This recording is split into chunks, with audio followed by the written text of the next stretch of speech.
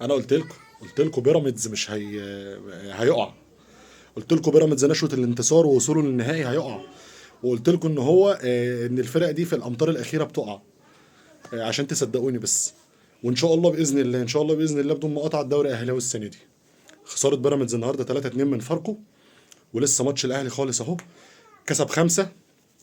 الماتش ده بالراحه بالراحه يخلص 10، طبعا مع استهتار من اللعيبه ياما. وفرديه من اللعيبه ياما، اولهم امام عاشور طبعا. هو عايز يعمل كل حاجه في الكوره، بس هي مش ماشيه، هي مش ماشيه خلاص. العب جماعي بقى، العب مع الناس. عوده حميده لعلي معلول، الحمد لله على السلامه. برضه الكوره موجوده يا جماعه، يعني مهما كبر كرة موجودة، في لمسة، اللمسة موجودة، بيودي واحدة كده يودي الجون، واحدة كده يودي الجون. اسيستات ولعب. ده عمل واحدة لجراديشار براسه، وداها هو والجون. عودة حميدة لعلي معلول، عودة حميدة لحسين الشحات. وان شاء الله باذن الله الفرق بقى بونت كده. ان شاء الله باذن الله خدوها مني كده.